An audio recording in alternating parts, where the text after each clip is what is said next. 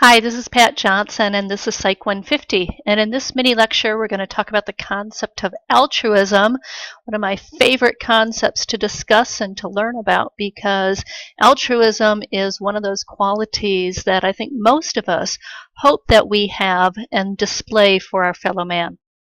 Altruism is the unselfish concern for the welfare of others. So it's what we call pro-social behavior. Now, let's make some distinctions. It's not just doing good things for other people, but it's doing it in an unselfish manner when there's no gain for yourself, and usually when there's some significant cost to yourself. That may be time, that may be money, it could even be at the risk of your own life. You are helping your fellow man just because it's the right thing to do. We can find different types of altruism. Usually when people think of altruism, they think of very heroic behavior, and that is certainly altruistic behavior. But there can also be slower altruism where, for example, let's suppose you have to stop going to school and care for an aging parent or grandparent who is sick. That would be very altruistic behavior. We don't normally think of that as heroic, but it certainly is in the sense that it is altruistic, it is unselfish. There's no gain for yourself. You're not doing it for recognition or notoriety or money. You're just doing it because it's the right thing to do. So let's talk about some examples of altruistic behavior.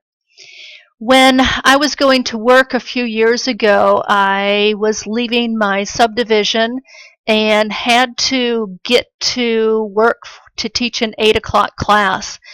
And there's only one entrance and exit out of my subdivision, and as is typical in the morning, lots of people were lined up trying to merge onto the main road, making a left-hand turn. And I saw a very elderly man across the road on the side of the main road with some jumper cables in his hand, and he was waving his arms and he was yelling, "Somebody help me, I need a jump, somebody help me." And car after car after car turned out of my intersection and just went whizzing by this little old man. And the thoughts that were running through my mind were, oh, I don't want to be late for class. Everybody else is ignoring him. I can just look the other way. Then the better side of my personality was saying, hey, it's an old man and he needs help. Hey, you're a psychology teacher. You know what altruism is. You know, he looks a lot like your dad. Then I kind of virtually dope slapped myself upside the head and said, Pat, do the right thing. So as I pulled out of my intersection, I pulled over, and he had this big grin on his face, and he directed me into his driveway, and there was a little old lady on the porch, and the man held up the jumper cables in triumph and yelled to the little old lady, "Mama, we got help." And it only took 3 minutes of my time. It wasn't heroic, but boy, did I sure feel good afterwards because I had done the right thing. And unfortunately, I don't always do the right thing. Sometimes I'm a lot more selfish with my time. We can also think of the example in your textbook, and there's some really great YouTubes about Wesley Autry, who did a lot more than I did as far as altruistic behavior.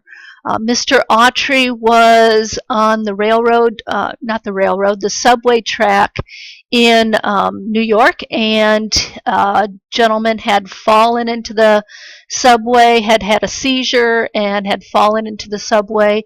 And Mr. Autry jumped into the subway and put the man in between the rails, laid down on top of him, and held him down as the subway train went whizzing over them, and he saved the man's life. And again, it's talked about in your textbook, and there's some phenomenal interviews with Mr. Autry. He's just a really cool guy. He's got a great personality on him, talking about his altruistic behavior. Another example you can think about is if you're old enough or if you've heard stories about 9/11 when the planes went into the Twin Towers and killed so many people. And before the towers both went down, people, firemen, civilians, policemen were running in trying to save those who were in the buildings. And that was definitely altruistic behavior. So all of those are examples of altruism, and remember, it is pro-social behavior. It's helping somebody else at some expense to yourself, and that could be time, it could be money, it could even be your life.